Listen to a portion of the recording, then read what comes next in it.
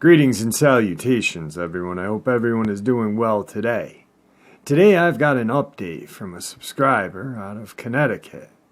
I also have a couple of other Dogman encounters that I'd like to share with you.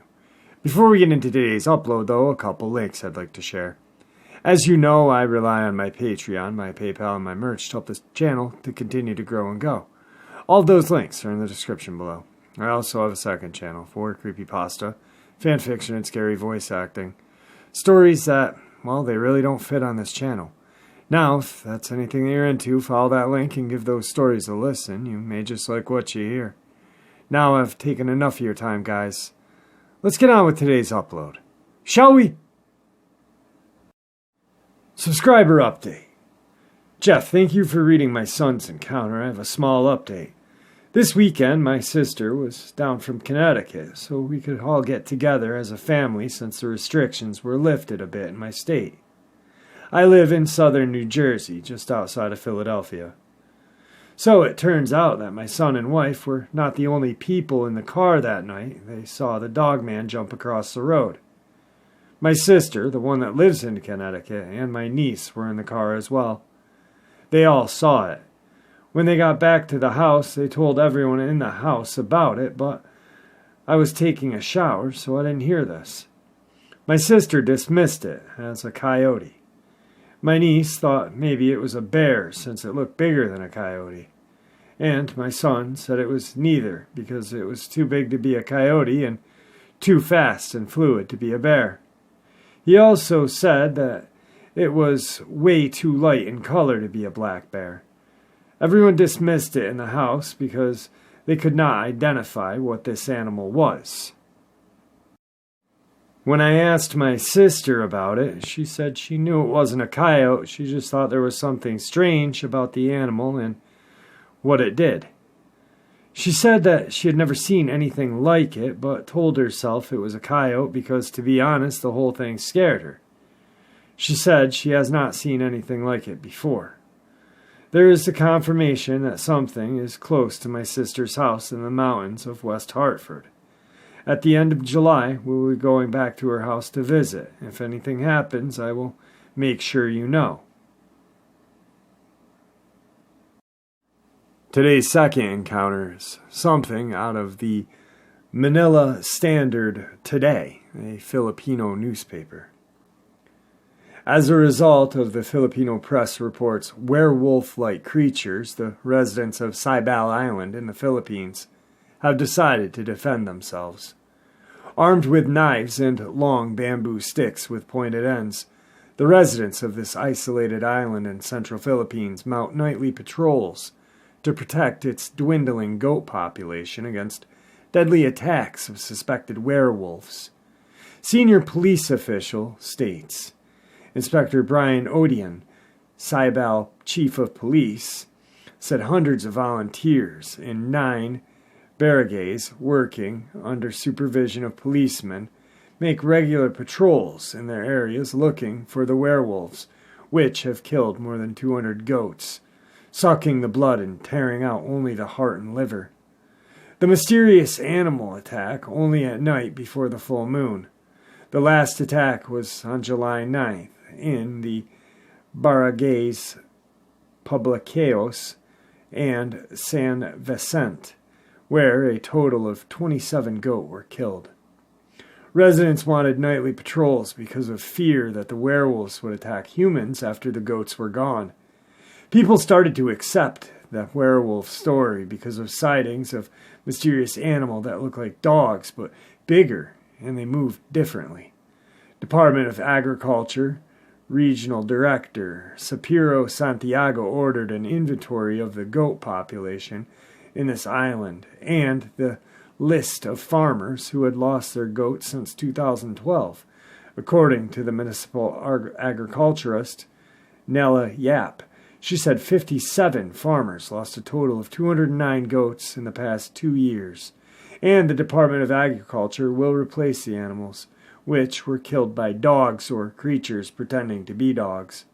Odin says the goats were easy prey because they were free to roam on this small island of 4,500, which can be reached by a 6-hour ride on an outrigger boat from the capital, Rambalan.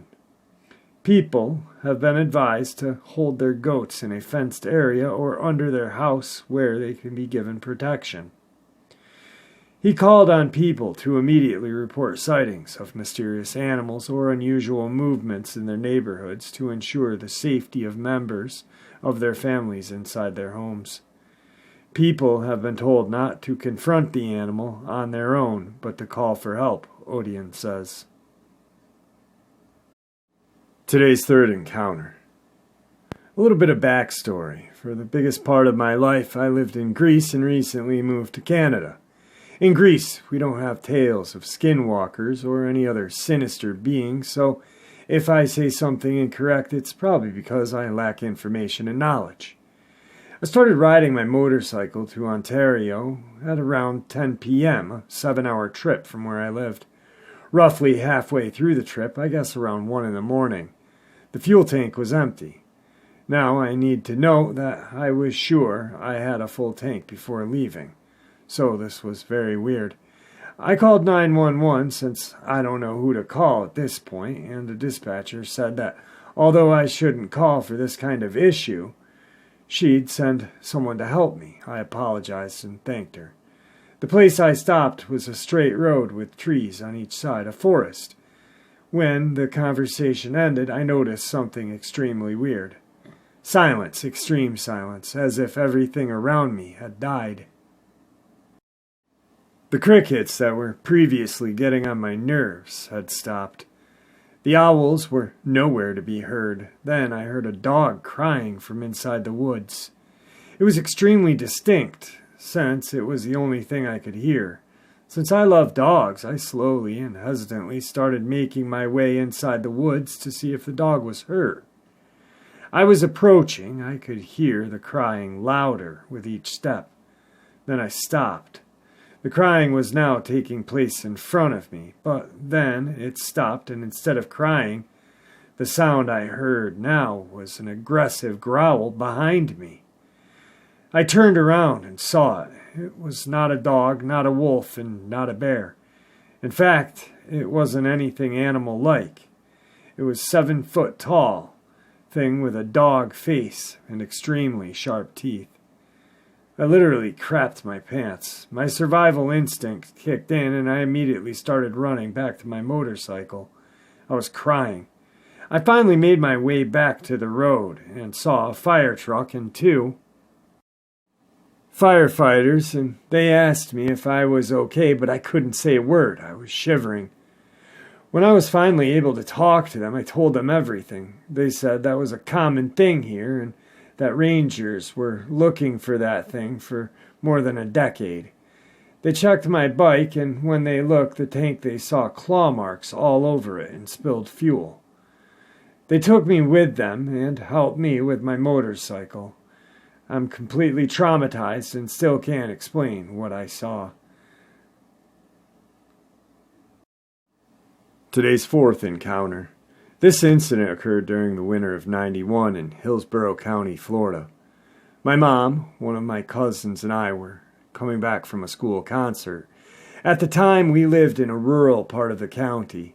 We were 3 miles from our home when my mother hit the brakes very hard.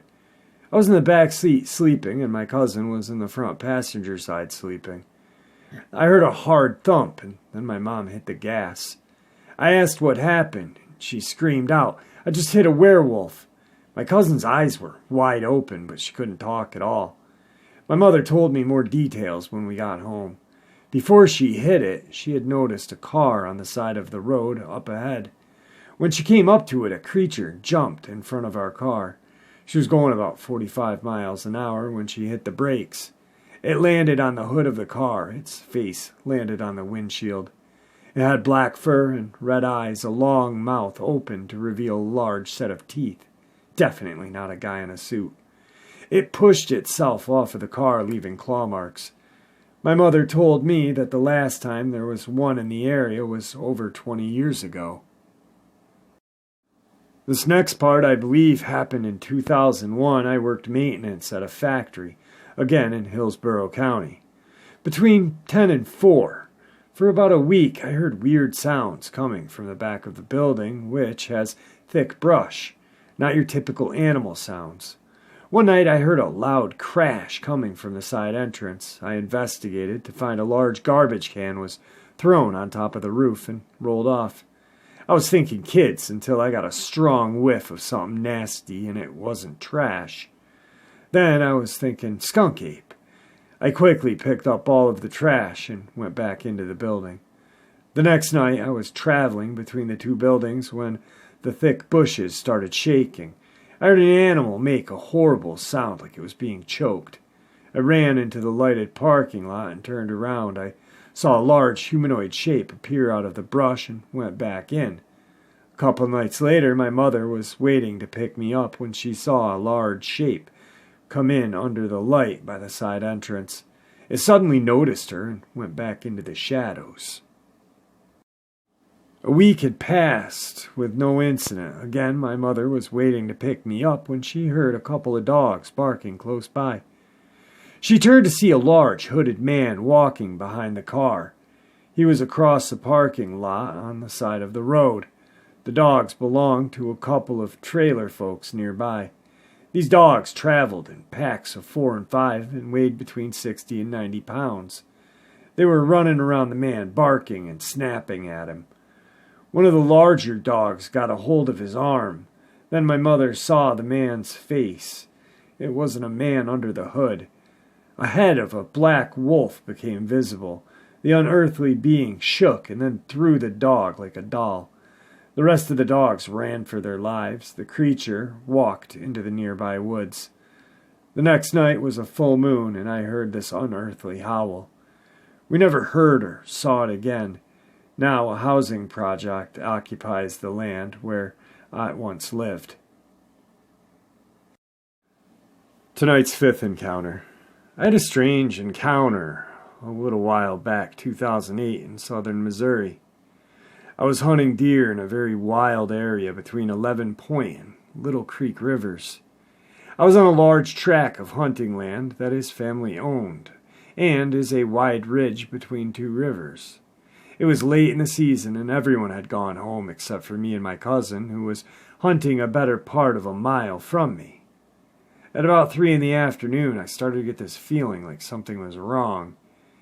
It is a familiar feeling, and I've learned to trust my instincts over the years. I felt like I was being watched and started to feel exposed while wearing the required orange. The sun sets around 5 at this location this time of year, and I decided to get back to the cabin before then. It got dark, and I could keep an eye on myself. Just as I got to the cabin, it was turning dark. I heard a howl from the direction I had just come, maybe 300 yards away. It was far too deep to be a coyote, which there are many in the area. This sort of confirmed my suspicions, but I forgot all about it as I was at the cabin now. At about 7 at night, I stepped out onto the front porch to relieve myself, and it was pitch black. You couldn't see your hand in front of your face. Luckily, I had just finished my business when I heard something coming straight for me through the tall grass that surrounds the cabin. It wasn't running fast, just steady and sure of itself. I quickly stepped back inside of the cabin and closed the door. I then heard something heavy jump onto the porch and start to scratch at the base of the door for at least 30 seconds. My cousin was on his cell phone, and I couldn't find a flashlight to look. By the time we found a flashlight, it had left. Fast forward 2 in the morning. I woke up needing to relieve myself again and went out onto the back porch, but I took a headlamp with me this time. Sure enough, I heard it get up out of the brush about 150 feet away and start coming straight for me. I let it get about halfway before turning on the headlamp. It very quickly skirted the light, but I saw a large canine shape. That was my last encounter. It was very persistent, and it occurred to me later that it may have thought I was alone. Tonight's final encounter. I'm 60 years old. I'm a stable homeowner, married 26 years, and I've raised a wonderful daughter, worked all my life, paid my taxes, and I have a small, loyal circle of family and friends, and I have a good reputation for honesty. I've never had hallucinations, however. I've always been an open-minded person to the natural world. I've always had a closer connection to animals than most people. Cats are especially drawn to me, and I love them, and I still rescue them to this day. About then I was 10 years old, and I was walking my German Shepherd, Nicky, on my usual route to the elementary school on a Saturday in broad daylight. We rounded a corner. There was this gigantic black feline. Now, I've owned and loved cats all of my life, and know a normal cat when I see one, and this was not. These days I'd label it a cryptid. It was crouched, with its bottom in the air. It was enormously muscled, with a short Mannix cat tail. It had a gigantic, strong hindquarters, with extraordinarily long hind feet. Its short, pitch-black fur gleamed with health. Its eyes were literally the size of tea saucers, round and golden and calm. I know cats extremely well and would call it an amused stare. Not a feline expression that I had ever seen until then or ever since. I do believe that cats, mostly, definitely, possess a type of sense of humor, but it does not show it that way in their eyes. It didn't show any aggression or menacing body language. It just crouched there and laughed at us with its eyes. It didn't seem to be quite as long or as tall as my dog Nicky. It was crouched, so hard to tell. But I believed it weighed every bit as much as Nicky in sheer muscle mass, maybe 80 pounds. After a few transfixed seconds, Nicky proved himself a sensible fellow this time. He was a dog who tried to attack a coiled and rattling rattlesnake, and quite silently and methodically turned around and walked away. And I, still holding his leash, followed him, kind of like in a trance, neither of us looking back. We walked steadily back to the school, straight up my block towards my home. No straining or pulling on the leash whatsoever. When we were halfway up my block, my home street ended at the school, so it was across a small street and 4 houses up. I turned around and saw that giant cat had followed us to the top of the schoolyard. It stood crouched in that same position, rear end up, head turned to the side to look at us. On the low rock wall surrounding the school, watching us with its great round golden eyes. I never saw it move, but I know it must have been tracking behind us that whole way home. And I know it could have easily caught us. Also, I know Nicky must have heard and smelled it following us, even if I didn't, but he never gave a sign. I think maybe Nicky saved the last of his life, if not mine, by remaining so calm, and I just followed him. That feline could have easily taken both of us. In hindsight, the calmness of both Nicky and myself seems to add a type of mysticism to the encounter. This is my second encounter. My dorm friend at UT Austin and I walked a small park as dusk was falling to practice our guitar lessons.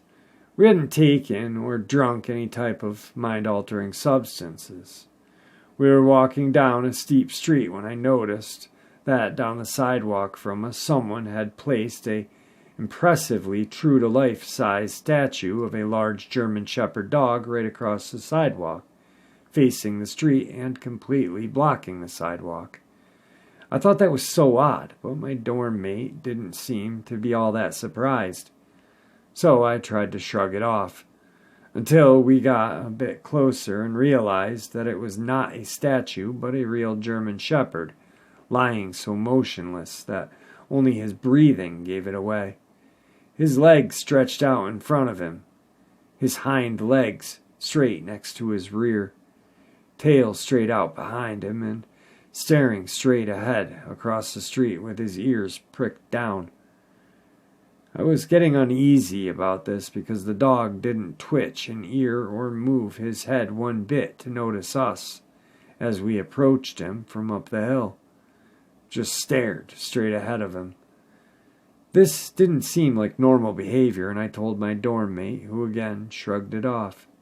She had never owned pets, knew little about animals, and didn't particularly like them. I, however, grabbed her arm and made her cross the street with me, rather than get any closer. I looked at it across the street, and it didn't move. I stared as we walked by on the other side, and it was just looking right in our direction, but I couldn't tell if it ever looked directly at us. I looked back as we proceeded down the hill, and it never moved. I stayed uneasy, but we left it behind, reached the small park, and climbed on a picnic table and proceeded to strum guitars. Shortly, a tiny striped Mannix cat appeared. Not a kitten, but very small. Yes, it truly was another Mannix. Same build as the giant one I saw in El Paso, with the long hindquarters and long back feet, stubby tail, but it was tinier than normal. It immediately began running around and around our picnic table, faster and faster. I was freaking out. I had no idea what was going on or what it was going to do. Had never seen a cat do that. Then it stopped, reversed itself, and started running faster and faster around the table in the opposite direction. Then it shot up a tree directly over our heads, crossed its paws, laid its little head on its paws, and looked directly into my eyes with round golden eyes. Its expression was so wise, with a scary, to me, glint, that I interpreted at that time as anticipation. However, as I well knew, this was not a cat expression. They can be wise and they can anticipate, but they don't express it through their eyes like humans do. I had enough. I felt like there was a bullseye pinned on me. I told my buddy I wanted to get out of there. When I told her why, she was puzzled. She felt nothing unusual about it in any way. Night was falling, and I scanned the park around us. Lo and behold, about half a football field away, a creature sulked from behind the bushes, crossing the small space and disappeared behind some bushes. It was a canine, but I can tell you now, it was not a recognizable dog to me. It was not shaped like a house dog, and it didn't move like a dog. It was larger than a coyote. I had an impression of severe scruffiness. I couldn't see its face at all clearly, only that it was a weird, creeping, stomach low to the ground canine. I had never seen a silhouette like that, including wolves that I had seen in books and zoos. Not much TV for me at that time.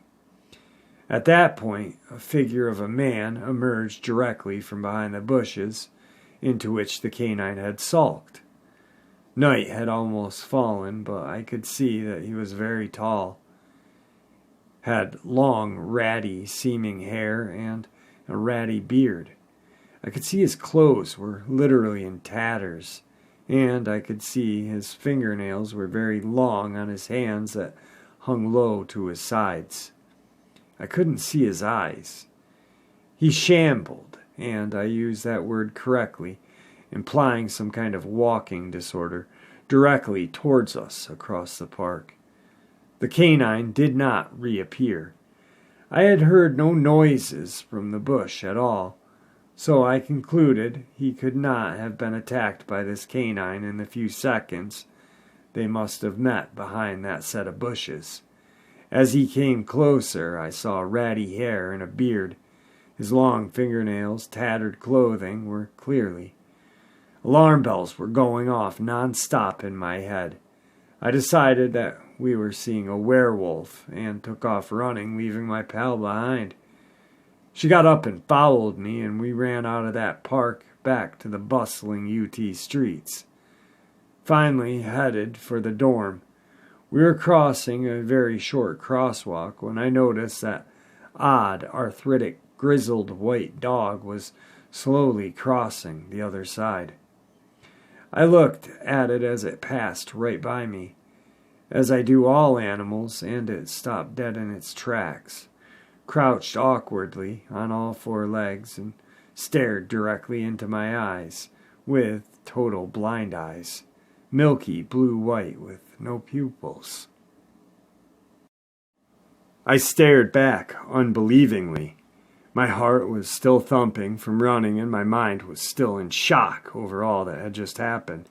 And now it was still happening with people and cars all around us. It craned its head to look over its shoulders at me, not turning its body, still in this awkward, painful-looking four-legged crouch position. I leapt away from it and headed for home. People did notice this incident and stared at this dog and me. At this point, I heard a horn blaring and whirling back around to see that a car had driven right up the sidewalk inches away and with its lights full on the dog, and was honking its horn to move it out of its road. I didn't seem to notice the car. It didn't seem to notice the car, the lights, or the horn. It just squatted, and it was still staring at me. People were standing and staring at this dog. I ran back to my dorm and went to bed. That changed my life forever, and I stopped telling anyone. I'd never heard of cryptids. I eventually concluded to myself that we ran into something to do with magic. I discovered cryptids finally several years ago, and went straight to the internet. I couldn't find anything like that creature I saw, or the experiences that I had.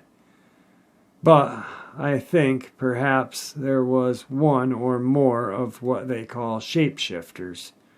Or maybe it was magic. Alright guys, what an upload. Kind of funny. I was thinking when they were at the end there saying shapeshifters and magic. Well, that's what skinwalkers and shapeshifters are. They are people who practice black magic. I'm assuming maybe there could be a white magic shapeshifter. Definitely a strange ordeal with the cat, though. And very, very bizarre. Couple really good Dogman encounters. Great subscriber update, and I appreciate that. If anyone has some encounters, send them in to the email below, and just stay safe. And with that, guys, I'm going to bid you farewell.